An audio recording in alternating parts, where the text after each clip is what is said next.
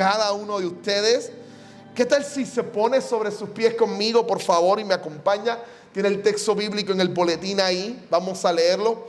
Hoy la porción bíblica es Mateo capítulo 27, versos 62 a el capítulo 28, verso 10. Vamos a tomar un alto de nuestra serie de sermones que ha estado basada en el Sermón del Monte, pero vamos a mantenernos en el mismo evangelio, pero en la narración de Mateo con relación a la resurrección de Jesucristo. Mateo capítulo 27. Mateo 27, versos 62 al 28. Así dice la palabra del Señor. Lo leo en el nombre del Padre, del Hijo y del Espíritu Santo. Amén. Al día siguiente, después del día de la preparación, los jefes de los sacerdotes y los fariseos se presentaron ante Pilato.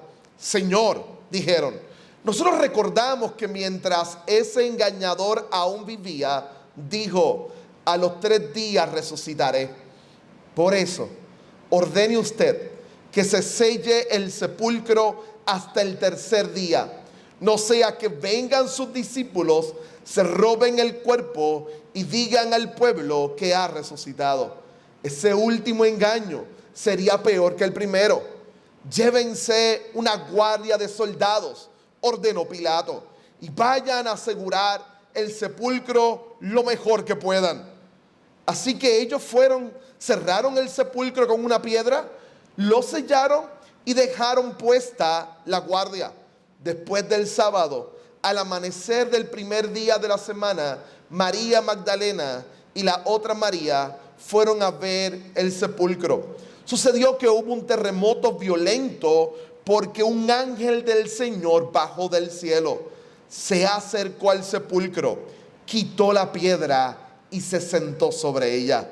Su aspecto era como el de un relámpago y su ropa era blanca como la nieve. Los guardias tuvieron tanto miedo de él que se pusieron a temblar y quedaron como muertos. El ángel dijo a las mujeres, no tengan miedo.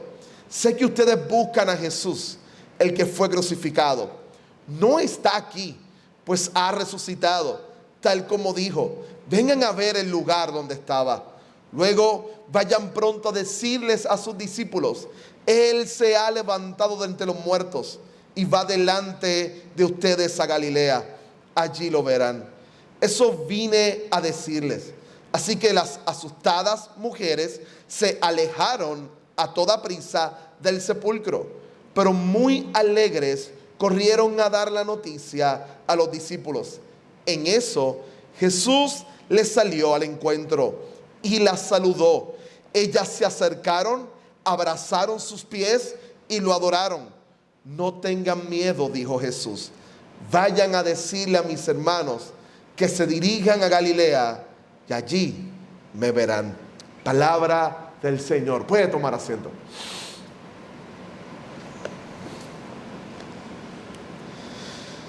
Hay una imagen que sirve para expresar lo que quiero que observe en la porción bíblica de hoy. Es una imagen o una historia en sí que puede ser que nos ayude una vez más a mirar el pasaje bíblico y los versos que tenemos por delante. El 2 de septiembre, la madrugada del 2 de septiembre, era un domingo de 1666. Dato curioso, ese día 2 de septiembre se celebraba en Inglaterra el día de domingo de resurrección. No se puede maquiar la cabeza y decir, ok, el pastor se equivocó, de seguro no dijo 2 de septiembre sino 2 de abril. No, 2 de septiembre. En el mundo antiguo principalmente se medía el calendario que se utilizaba era el conocido como el calendario juliano, no el gregoriano. Eventualmente, más o menos en el primer siglo, en el 526 más o menos, se comenzaron a dar cuenta de las discrepancias y las problemáticas de un calendario únicamente lunar. Así que poco a poco fueron cambiando. No fue hasta luego el siglo II, casi siglo III, donde con Gregorio se determina comenzar a empezar a utilizar en algunos aspectos paralelamente lo que luego se conocería como el calendario gregoriano, un calendario solar, pero en un mundo donde no hay internet, donde no hay televisión, las noticias no llegan rápidamente. Así que tardaron siglos en implementarse, y más con la tendencia humana a resistirse a los cambios. En la Inglaterra, en el Londres de este tiempo, mediados del siglo XVII, todavía la iglesia utilizaba el calendario juliano. Así que el 2 de septiembre era el domingo de resurrección. Un panadero en Londres había el sábado en la noche apagado lo que entendían eran unas pequeñas brasas en el horno de su negocio. Así que las apagó y se fue a descansar. El próximo domingo no trabajaría, era domingo de resurrección. A las 2, 3 de la mañana se levanta viendo su negocio ardiendo en llama y las llamas llegando a su casa. Sale huyendo y en menos de 2 horas prácticamente toda gran parte de Londres estaba ardiendo en fuego. Allí en Londres había una iglesia con un nombre bien interesante. El nombre de la iglesia era el Santo Sepulcro. El Santo Sepulcro. El pastor de aquella iglesia era el puritano Thomas Vincent. Y Thomas despertó en medio del incendio, corrió a su iglesia, gran parte de la iglesia se congregó en aquel lugar. Ellos estaban listos para los preparativos de lo que para ellos iba a ser un domingo de resurrección normal, pero ahora el pueblo entero estaba en crisis, particularmente el sector más pobre de Londres. Según las personas que han narrado en algunos de los periódicos, este periodo de 1666 había sido sumamente seco. Así que las casas ardieron rápidamente. Casas hechas en madera, con sus techos en paja, ardieron con una facilidad impresionante. La gente salió de sus casas huyéndole al incendio, dejando atrás todas sus pertenencias. Se dirigieron hacia la iglesia construida en piedra y pensaron que ese era un refugio donde poder hallar y quedarse para huir del fuego. Así que la gente empezó a conglomerarse en la iglesia del Santo Sepulcro. Interesante, día de resurrección, la gente huyendo a la amenaza de la muerte corre a una iglesia llamada el Santo Sepulcro para guardar su vida. Allí Thomas Vincent empezó a reunir la gente y a reunirlos, a tratar de tranquilizarlos, a hablarles palabras de ánimo, a que la gente se calmara mientras seguía junto con su iglesia recibiendo damnificados, huyendo de sus casas, huyéndole al fuego. El fuego continuó y empezó a amenazar la parte frontal de la iglesia.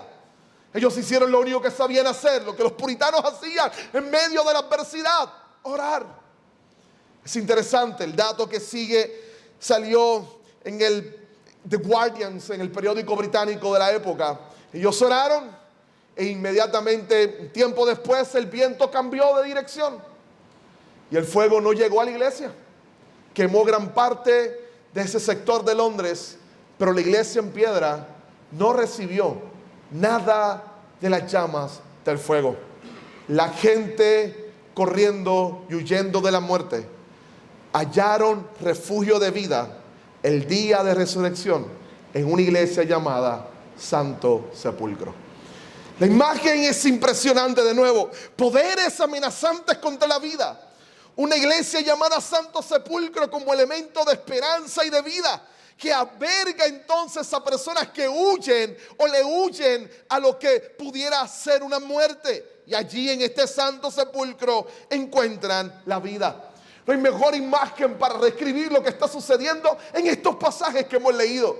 Es las amenazas o los enemigos de la vida tratando que el sepulcro donde está el santo se mantenga ocupado de muerte y que no se convierta de paso a un lugar lleno de vida. Y es lo que está aconteciendo en la narrativa que vemos. Lo que acontece en este sepulcro es que el poder de la vida, aquel que es el Dios de la vida, se encuentra muerto. Murió el viernes por tus pecados y los míos. Y todos temen a que suceda algo que Él había pronosticado, la resurrección. Ahora bien, es interesante porque la resurrección como evento es crucial para la fe cristiana. Es el segundo evento en toda la Escritura donde más se despliega el poder maravilloso de Dios. Génesis 1 y 2 es uno de esos momentos donde la Trinidad entera está actuando en el acto de creación. El Padre habla para crear. Juan 1:1 nos dice que la palabra que el Padre habla es la segunda persona de la Trinidad. Aquel que murió por nosotros y es el actor de esa creación, quien está creando. Y Génesis 1 nos dice que el Espíritu Santo, cual supervisor, está en medio de la creación para sostenerla y guiarla en medio del proceso de creación. Es uno de esos únicos espacios donde vemos la Trinidad en todo su esplendor manifestando ese poder de creación. Génesis 1 y 2. Ahora, cuando miramos a la resurrección, nos tenemos cuenta que también es una obra de la Trinidad. Hoy miramos en nuestra confesión, Jesús se levanta a sí mismo vindicándose como Hijo de Dios. Sí, es verdad. Él mismo lo dijo: yo pongo mi vida y yo mismo la vuelvo a tomar. Me levantaré, yo derrumbo esto y en 3 días lo vuelvo a edificar. Pero de igual manera la Escritura nos va a decir que el Padre levanta de entre los muertos a su Hijo. Y el apóstol Pablo en Romanos 8 nos va a decir que el Espíritu Santo es el que le da vida al Hijo para que venza la muerte. La Trinidad en el segundo gran acto de despliegue de poder y de gloria de Dios. ¿Por qué la resurrección es tan impresionante? Porque mientras en Génesis 1 y 2 la creación se da de la nada, del vacío, Dios hace algo en la resurrección. Dios recrea la vida venciendo los poderes de la muerte y la destrucción, el pecado y cada uno de ellos, venciéndolos. Allí inmediatamente Dios da vida a su Hijo como antesala a la restauración de todas las cosas. Por eso la resurrección es tan importante, tan crucial. Y es de esperar que ante un evento de esta majestad, los poderes se opongan a lo que Dios desea hacer. Y como el fuego amenazaba a los habitantes de Londres, quienes corrieron al Santo Sepulcro, a la iglesia con ese nombre, de igual manera en este relato vemos poderes enfrentándose a la esperanza de la resurrección. Y Mateo nos lo presenta. Miren los versos. Hay un par de cosas ahí que son interesantísimas. Tenemos a los líderes religiosos acercándose a su archienemigo Pilato y haciendo una unión una vez más con él. Como dicen en nuestras calles, el enemigo de mi enemigo es mi amigo. Así que detestaban más a Jesús que el propio Pilato. Se unen a él para hacer un complot y matarle. Y ahora quieren unirse a él, hacer un segundo complot para impedir que resucite. Van directamente donde él y le dicen: nosotros sabemos que mientras él estaba vivo habló de que el tercer día iba a resucitar. No voy a hacer que sus seguidores quieran crear esto y se lleven el cuerpo. Interesante, porque Mateo no nos esconde lo difícil de la escena. Mírenlo. Los discípulos, los que escucharon más de una vez a Jesús frente a ellos decirle: yo vuelvo a la vida y resucito, no creen esas palabras y están huyendo pensando que eso no va a ocurrir. Los líderes religiosos, fariseos y expertos de la ley, sí, tienen miedo de que esas palabras acontezcan. Sus discípulos no se acuerdan de ello. Sus enemigos lo tienen bien presente y ahora tratan de impedir que eso se dé. Acuden a Pilato porque solo él tiene las capacidades para prestarle la guardia del templo y que ellos puedan entonces plantar vigilancia donde está el cuerpo de Jesús. Y ahí Mateo se detiene y nos dice: Su paranoia era tan grande que quisieron asegurar el cuerpo de 3 formas distintas: una gran piedra, un sello en la piedra y una guardia delante de la piedra. Cada una de esas realidades nos va a brindar las fuerzas detrás que están tratando de luchar para que Jesús no resucite. Y por eso el tema de mi sermón es la resurrección y los poderes. Así que déjenme explorar primeramente los poderes externos que en esta historia se oponen a la vida. Los poderes externos que se oponen a la vida. Como te decía, lo primero que ellos colocan para impedir que Jesús resucite es una piedra y que no te dé ansiedad. No voy a pasar ahora a decir que la piedra simboliza, representa o significa esto o aquello. No, la piedra es una piedra. Ahora, eso es importante. Es importante porque es algo común y corriente. Es una piedra. ¿Por qué la piedra? Porque ellos enterraban a las personas en tumbas como esta, hechas dentro de las montañas. Y usualmente tú lo que hacías a la persona morir es que habían quienes lo preparaban y entonces lo colocaban en la tumba, y por semanas enteras iban gente a continuar pasándole perfumes, etcétera, al cuerpo.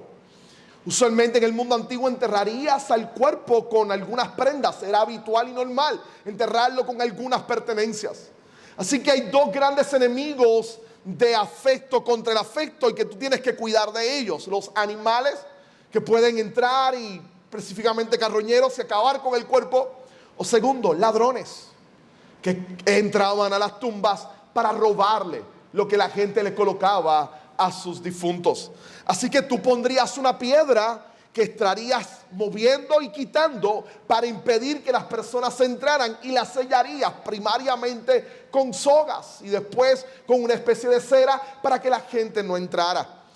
Ahora, cuando miramos este evangelio, el gran intelectual del Nuevo Testamento académico D.A. Carson dice: la manera en cómo Mateo describe esta piedra nos está hablando de parecer una piedra más grande de lo habitual, más pesada de lo habitual, porque es la guardia la que la lleva y la coloca en aquel lugar, de forma que le están gritando: la única manera de moverla es que nosotros la movamos, si no lo vamos a hacer. Así que ellos no van a poder moverla, es demasiado pesada. Van a necesitar la ayuda de la guardia. Y allí es donde algo ordinario, normal, se convierte en algo que ellos utilizan para decir: Él no va a resucitar. Y es interesante porque de nuevo ellos están respondiendo en lo habitual, poniendo una piedra a alguien que ha muerto. El problema es que quien está dentro de ese lugar no es alguien habitual, es el Dios de la vida. Es el Dios de la vida. Y ese es el primer poder que tú y yo enfrentamos frente a la resurrección y la vida. Porque no necesariamente el sentido común siempre aplica a los planes maravillosos de Dios en Cristo Jesús. Uno de los grandes problemas con la resurrección es exactamente esa: el sentido común. ¿Por qué? Porque el sentido común nos diría: no, ¿cómo es posible que yo participe de una fe que cree que alguien que muere vuelve a la vida? Eso no ha ocurrido nunca, no ha pasado. Eso debe ser una fábula. Y nos damos cuenta que desde el mismo momento en que Jesús muere, ya están esos rumores corriendo por Palestina. Así que no son nada nuevo.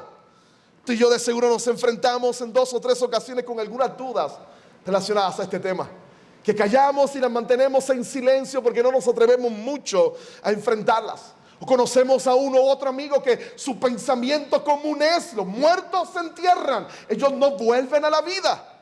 No así con Jesús, no así con Jesús. Y eso es lo interesante: el sentido común no aplica a Él. Sin embargo, la evidencia común es demasiado fuerte como testigo para gritar que Él resucitó. ¿Sabes? Muchos de ustedes lo saben, una de mis áreas de estudio es historia. A su pastor le gusta la historia, fue parte de mi formación, bachillerato, doctorado, me gusta la historia. Y los que estudiamos historia, usualmente nos entrenan para: si vas a creer algo, tú verificas e investigas de que eso es real. Hay una serie de cosas que te meten acá arriba a la mente para tú asegurarte de que las cosas son reales. Por ejemplo, lo primero que tú identificas son fuentes primarias y son registros escritos lo más cercano al suceso que describan lo que ocurrió. ¿Sabe lo interesante? Existen más fuentes primarias sobre la resurrección de Jesús que sobre la existencia de Aristóteles, Platón y Sócrates juntos. Juntos. No sobre Jesús y su existencia, sobre la resurrección nada más. Hay más fuentes primarias sobre la resurrección de Jesús, personas cercanas diciéndolo, que sobre Platón, Aristóteles y Sócrates juntos. Si la evidencia fuera por fuentes primarias, el indicativo directo es que el evento de la resurrección fue un evento histórico. Así que el sentido común en esta ocasión no aplicó con Jesús. Lo segundo que nos mandan a buscar son las consecuencias medibles y verificables. Si hay un evento histórico, ese evento importante de seguro tuvo algunas consecuencias. No solo vamos a buscar fuentes primarias, busquemos fuentes secundarias, aquellos que describen las consecuencias de ese evento histórico. Y de esas está llena el mundo antiguo, cristiano y no cristiano. En particular, Plinio el Joven diciendo, esta gente se levantan en la mañana los domingos cuando el sol está saliendo y adoran a un tal Jesús que fue crucificado por Pilato. Y lo adoran como si estuviera vivo y como si fuera Dios. Plinio el Joven diciendo, ¿cómo es posible que los echamos frente a los leones en el Coliseo y frente a la muerte no lloran, no gritan, no corren?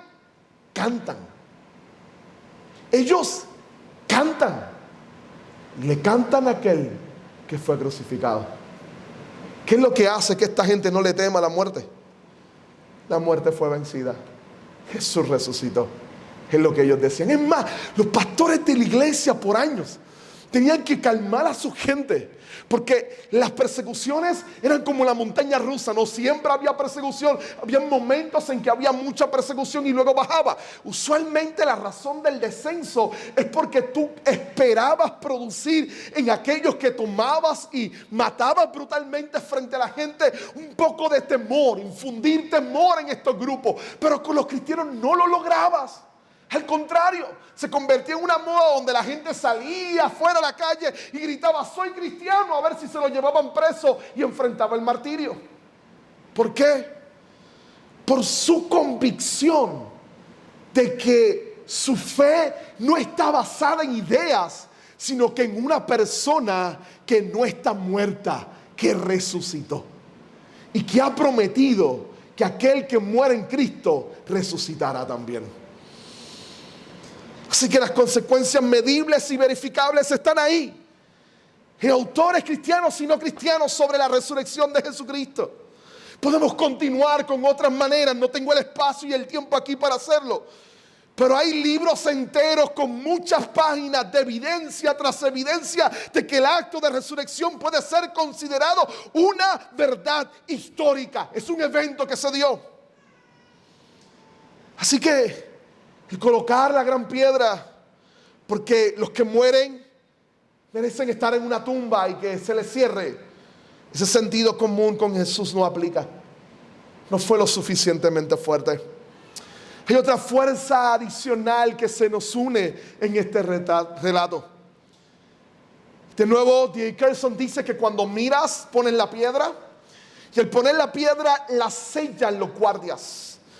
Dice que la forma en cómo está escrito pareciera ser que lo que está gritando y diciendo es, los guardias van a sellarla. ¿Qué harían? La amarrarían con soga, colocarían entonces la cera y pondrían allí el anillo del imperio, el sello del imperio. ¿Qué clase de atrevimiento? Es el imperio romano diciendo, el cuerpo que está adentro nos pertenece. El cuerpo que está dentro es nuestro. Lo matamos y así se va a quedar. El cuerpo que está adentro es nuestro. Es el poder terrenal, pensando que puede tener el poder divino. Es el poder terrenal pensando que puede mantener en la tumba aquel que dijo que es el Rey de Reyes y Señor de Señores. Es fácil no ver el Salmo 2 ahí y lo ingenuo de ello. ¿Por qué se amotinan la gente? ¿Por qué se reúnen contra Dios y su ungido? Él lo va a mirar desde los cielos y se va a reír de ellos. No tienen poder para detener el plan extraordinario de Dios, pero aún así son tercos y lo intentan. Y ellos ponen su sello, nuestro gobierno, por encima del de Dios. Hay 2 o 3 caminos para aplicar esto, pero me temo que me van a conducir a dilemas políticos y no es bueno a esta hora de la tarde entrar ahí. Pero esta idea de los gobiernos y del poder terrenal tratando constantemente de atacar la verdad del cristianismo no es nuevo en la historia. Pero hay algo pastoralmente que me preocupa más. Y es que mi tendencia y mi creencia es saber esto y darme cuenta de que hay mucho de eso en ti y en mí también. Sí, escúchame bien, hay mucho de eso en ti y en mí también. ¿Cómo es que hay mucho de eso en nosotros? Déjame te explico por un momento. El gran problema de la humanidad siempre ha sido pensar que puede ocupar la silla de Dios. Y ser ellos los que detengan, paren o determinen qué Dios hace. Eso no es nada antiguo, nada nuevo, perdón, bien antiguo es Adán y Eva. Es la serpiente en el huerto del Edén. Es la expresión de Dios dijo que no pueden comer de nada que está en el huerto. No, Él no dijo eso. Podemos comer de todo menos del árbol del bien y del mal. Porque el día que comamos vamos a morir. No, Él los está engañando. Es que Él no quiere que sean como Él. Sus ojos se abren. Hay una posibilidad de ser como Dios. De ser más que Dios. La queremos. Dame el fruto. Es lo que ocurre en Génesis 11. Con la torre de Babel. No es lo épico de la construcción. Es lo que ellos desean hacer con la construcción. Hagamos una torre que llegue hasta el cielo. Ellos saben que ya está el trono de Dios. Y allá en el cielo pongamos nuestro trono. Seamos nosotros los que conquisten el cielo y dominen a Dios. Así que no es descabellado ver a estos soldados y líderes romanos pretendiendo, creyendo que pueden poner el sello que representa su autoridad y determinar: nosotros vamos a hacer que Jesús se quede en ese lugar. Lo hacemos tú y yo a cada rato. A cada rato. Cuando sabemos lo que dice su ley y decidimos vivir la vida en una dirección contraria. Cuando sabemos lo que Dios quiere y simplemente miramos y decimos: está bien, pero yo voy a hacer lo que yo deseo. Déjenme explicarlo de la manera más sencilla, con uno de los ejemplos más fáciles en el cual todos podemos decir mea culpa. Es ese momento donde estás en una situación complicada porque has fallado, le has fallado a alguien o has hecho algo que no debías hacer y te interrogan y se te abre la malévola puerta de la mentira. Déjame mentir para entonces ocultar que fue mi culpa. Inmediatamente sabes que mentir es pecado. Y ese es el momento donde no te interesa que el Rey de toda la creación, el ser más poderoso que existe, el Dios de gloria, nos ha dicho: no mientan. Pero en ese momento no me interesa y yo quiero jugar a pretender ser Dios. Yo voy a mentir. Yo quiero librarme por mis propias fuerzas. Yo quiero poner mi sello en esta situación. Y quiero que todo el mundo vea que soy yo el que está dirigiendo esto. Yo sé, parezco de seguro un disco rayado diciendo la siguiente expresión, pero se ve cuando decidimos: no, yo quiero vivir mi vida a mi manera, a mi forma, como yo creo. Y Dios se convierte solamente en esa segunda opción. Estamos poniendo nuestro sello, diciendo o viviendo como si la tumba estuviese ocupada en vez de vacía. Porque si la tumba está vacía, Él es el Rey del cielo y la tierra. Y nuestras vidas deben ser siervos que se postren delante de Él. Pero decidimos vivir la vida como si la tumba todavía estuviese ocupada, como si hubiese un inquilino allá adentro, como si todavía tuviese un cuerpo con el sello que dice: el señor Coto es el Señor de su vida. El problema y el dolor es que vivir de esa manera siempre es desastroso. Usted y yo lo sabemos. De seguro no soy el único que ha vivido ciertas etapas de su vida de esa manera. Y usted sabe que cuando vivimos así, todo termina mal, hecho un desastre. Ese poder de querer gobernar nosotros sobre Dios, o la ilusión de querer hacerlo, es uno de esos poderes que se oponen a la vida.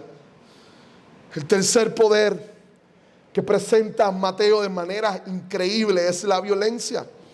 La guardia que está ahí no tiene juguetes en las manos, de seguro estaban bastante armados, puestos allí como guardia para que el que entrara, ellos simplemente lo neutralizarían, le darían muerte para guardar que quede muerto el Dios de vida.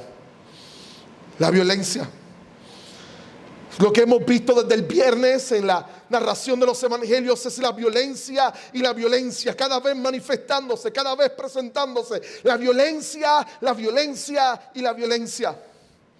Nosotros sabemos que definitivamente la violencia es un poder contra la vida. Lo triste es que la violencia es un enemigo contra la vida que todos aquí luchamos y peleamos y que nos amenaza todos los días. Todos los días.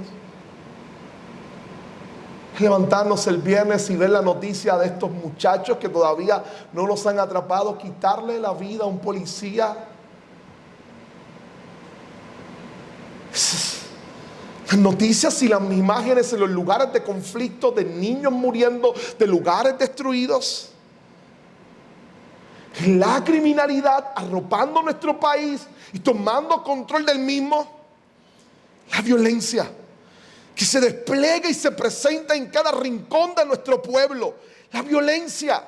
Hemos determinado inclusive sectores en nuestro país que los llamamos lugares calientes, donde no deberíamos pasar. A ese lugar hemos llegado y no nos sorprende. Eso es lo peligroso. No nos sorprende que vivimos en una cultura donde ya hemos normalizado la violencia. Qué bueno, sucede ahí en el barrio, en el caserío, en la urbanización. Pero yo sé dónde sucede y está bien, está ahí la violencia. Sin que nos destruya y nos duela, sin que ocupe tiempo en nuestras oraciones, sin que sintamos la pasión por correr y proclamarle que Cristo tiene el poder para transformar todo su barrio con la gracia del Evangelio. La violencia. La violencia que vez tras vez Jesús va a oponerse a ella en todo su evangelio. Estos guardias están ahí, dispuestos por medio de sus almas a impedir a toda costa que el muerto, el ejecutado por su gobierno, vuelva a la vida.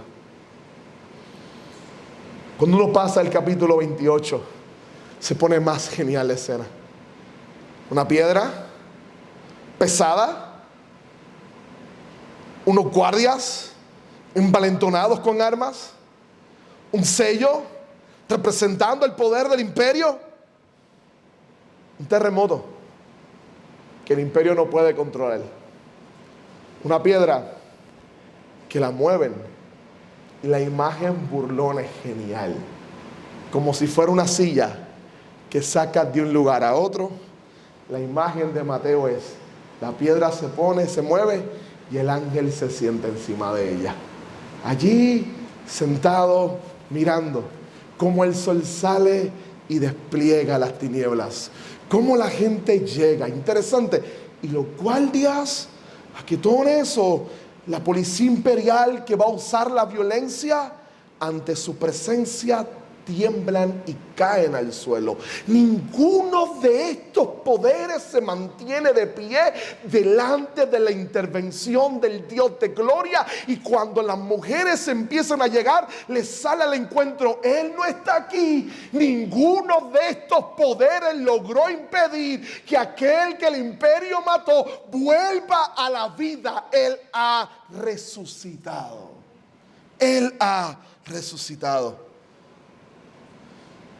El terremoto, el ángel, la piedra removida, la tumba vacía, el anuncio del poder maravilloso de Dios, obrando de forma gloriosa y majestuosa.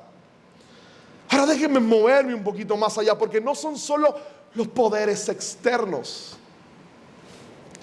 ¿Qué lleva a que esos poderes externos se manifiesten como se manifiestan?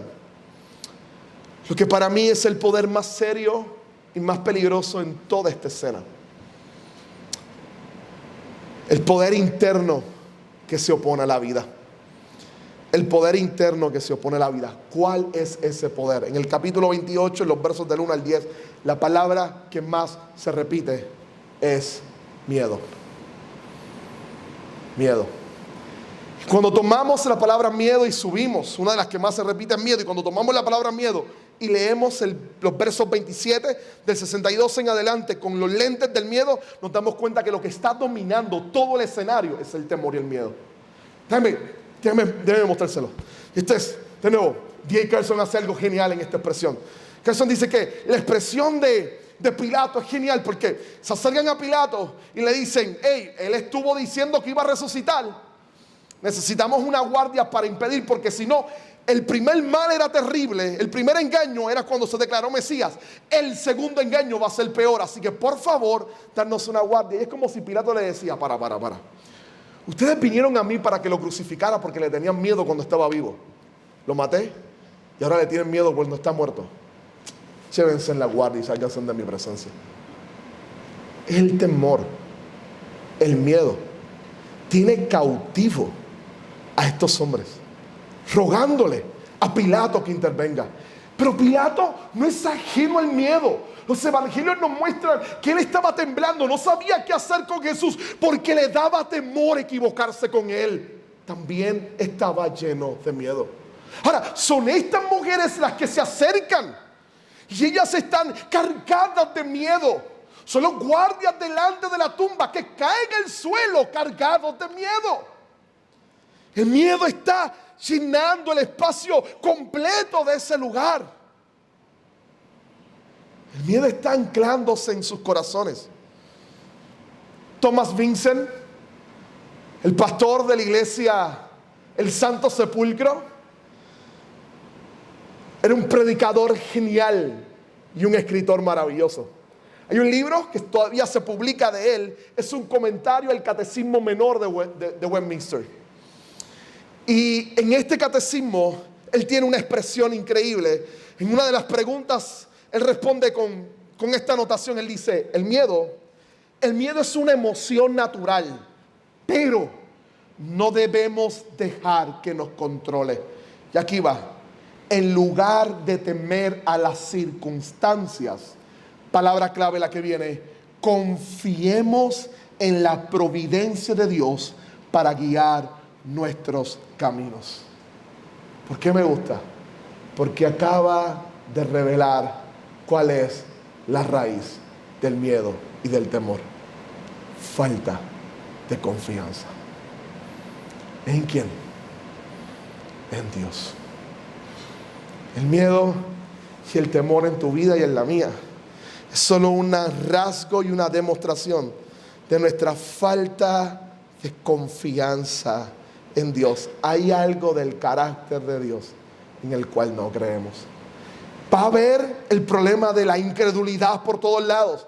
Es la incredulidad de los líderes religiosos en no creer que eres el Mesías. Es la incredulidad de Pilato de no darse cuenta que está ante alguien que es más que un ser humano. Es la incredulidad de los soldados de pensar de que ellos pueden detener al Dios que está allá adentro. Es la incredulidad de las mujeres y los discípulos de no estar seguros en las palabras de Jesús de que Él iba a resucitar.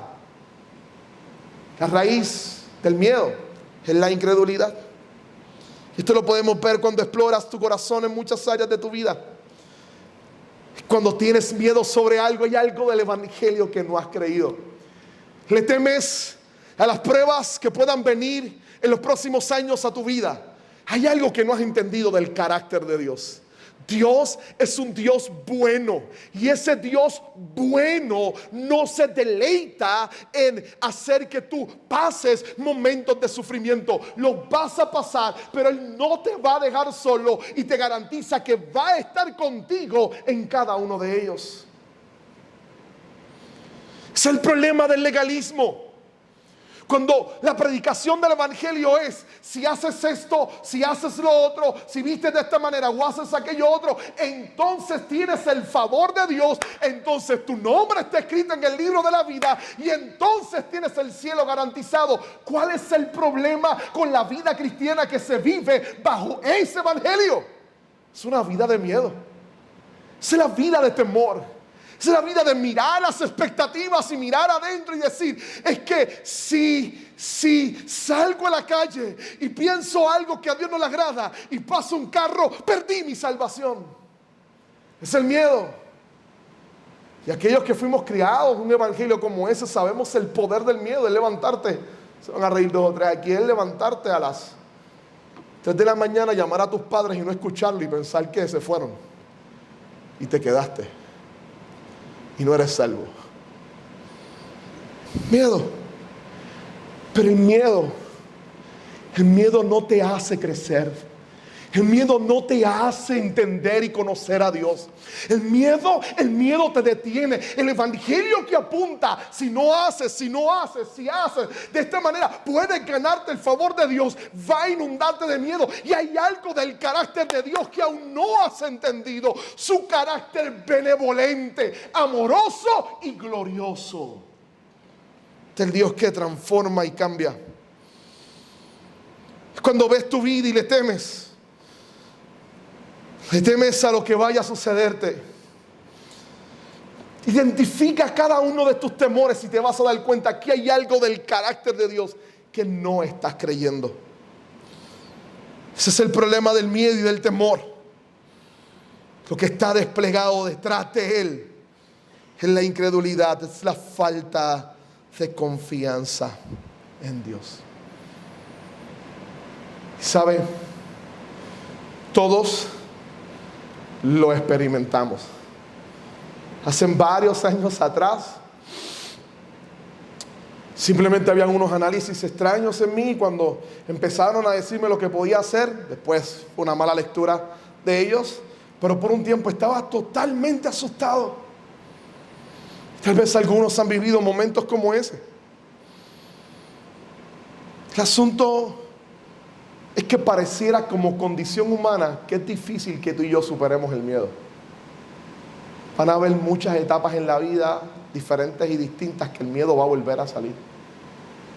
Y qué bueno que este pasaje nos presenta cómo enfrentar el miedo. No es con el chapulín colorado, con tus propias fuerzas. ¿Sabes cómo se enfrenta el miedo? Ni tan siquiera es un ángel. Porque la escena no es la visión de un ángel la que desplaza el miedo. El miedo solo es desplazado y vencido encontrándonos con Jesús. Mira la escena. El ángel se acerca y le dice: no tengan miedo, Él no está aquí. Pueden entrar, les puedo servir de guía turístico e histórico. Entren, les puedo enseñar dónde están las cosas y explicarles lo que ha sucedido. Su cuerpo no está.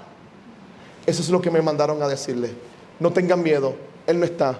Vayan con sus hermanos. Y Mateo nos dice inmediatamente: tenían miedo aún. Pero la alegría estaba comenzando a tocar su corazón. Caminaron y el Jesús resucitado, decide aparecer. Y es entonces que Él le dice exactamente lo mismo del ángel, pero es Jesús quien lo está diciendo. Cuando aparece, corren y lo abrazan y empiezan a adorarlo. Y Jesús le dice: no tengan miedo. Vayan a mis discípulos y díganle: espérenme en Galilea, allí los voy a encontrar. Y el miedo se fue. El miedo se va en nuestros encuentros con Jesús. El miedo se va. ¿Por qué se va el miedo en nuestros encuentros con Jesús? Porque Jesús es la definición de amor. Y recuerde que el perfecto amor echa fuera el temor. Solo la inmensidad de la seguridad del amor de alguien que nos ama plenamente como Jesús hace que nuestros miedos simplemente salgan. Y mientras nuestros miedos salen, la alegría empieza a inundar y a invadir nuestras vidas. Y esa es la verdad de estos encuentros maravillosos con Jesucristo. ¿Cómo nos encontramos con Jesús? Nos encontramos en su palabra. Nos encontramos con Él a través de su palabra, en el sacramento. Son los espacios en la oración, los momentos donde nos encontramos con Jesús. Es en su palabra, en el sacramento, en la oración, donde nos encontramos con Jesús y nuestros miedos salen y nuestra vida es llena de la alegría maravillosa del poder del Evangelio. Una alegría traída gracias a la esperanza de que la tumba está vacía y que Jesús ha resucitado, que Él ha vencido la muerte. Déjeme culminar con mi último punto.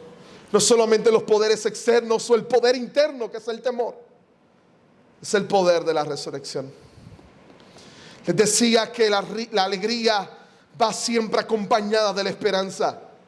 Y la esperanza de ese encuentro con Jesús. Y es por eso Jesús se acerca y solo les pide una cosa: no teman.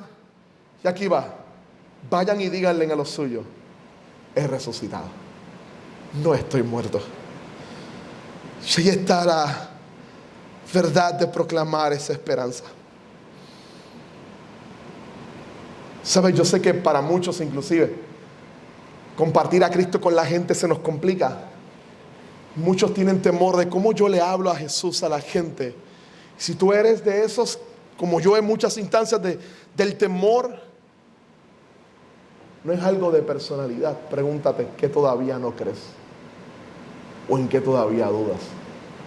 Tal vez dudas de que no quiero compartir a Jesús porque no sé cómo hacerlo bien. Estás creyendo que la eficacia del Evangelio descansa en tu capacidad de explicación y no en el poder de la palabra del Señor. Confía, no eres tú, es su palabra.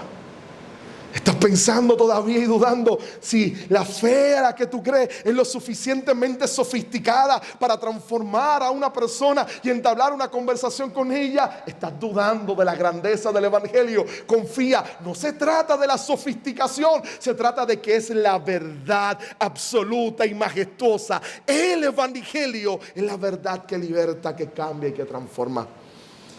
Vayan y díganle a los suyos solamente que ha resucitado. Y ellos van a anunciarlo. ¿Y por qué el anuncio de la resurrección es la pieza crucial y clave de la fe cristiana?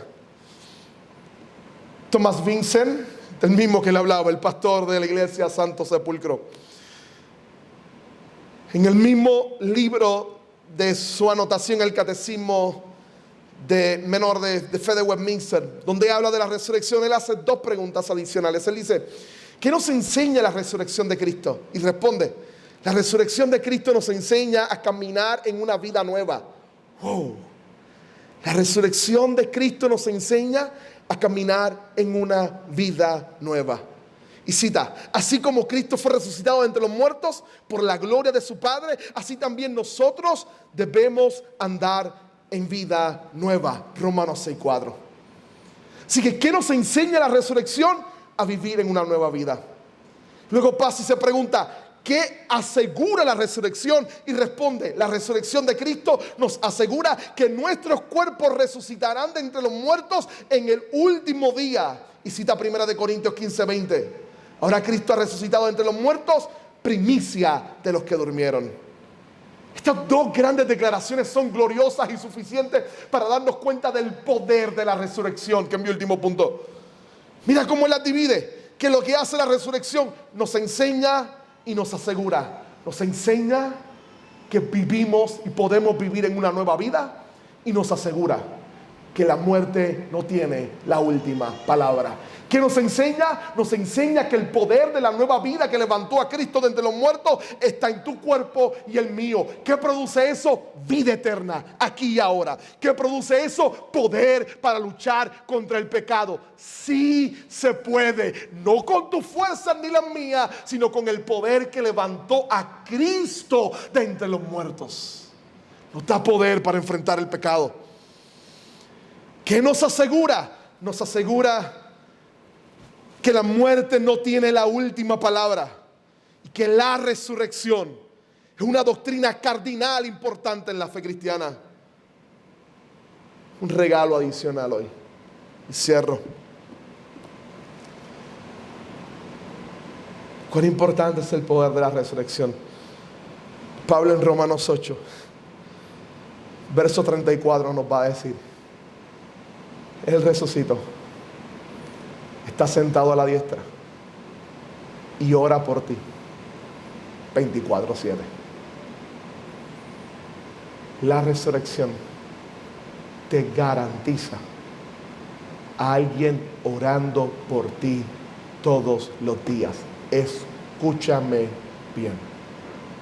La resurrección te garantiza que el Hijo de Dios está intercediendo, cuidando, velando, guardando y orando por ti todos los días.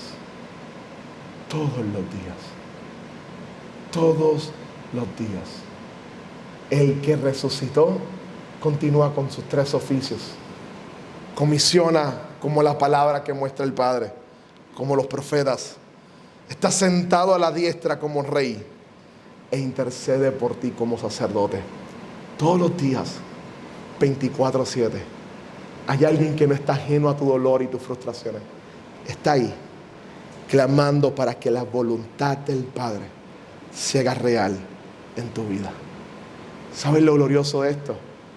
Que cualquiera de nosotros puede orar unos por los otros como nos manda la Biblia, pero solo llegamos ahí, a orar y a esperar. El que está intercediendo por ti tiene poder total para actuar y hacer grandes cosas en tu vida para gloria de su nombre. Lo que Dios comenzó en ti no lo ha terminado. Él seguirá transformándote y cambiándote para gloria y para honra de su nombre. Ese es el poder de la resurrección operando en nuestras vidas. Y ese es uno de esos encuentros, como les decía, lo que permite entonces que podamos ser fortalecidos delante del Señor. Thomas Vincent era presbiteriano. Bueno, en aquel momento era anglicano, eventualmente se va con el movimiento de los que van a protestar y los inconformes le llamaban en Inglaterra.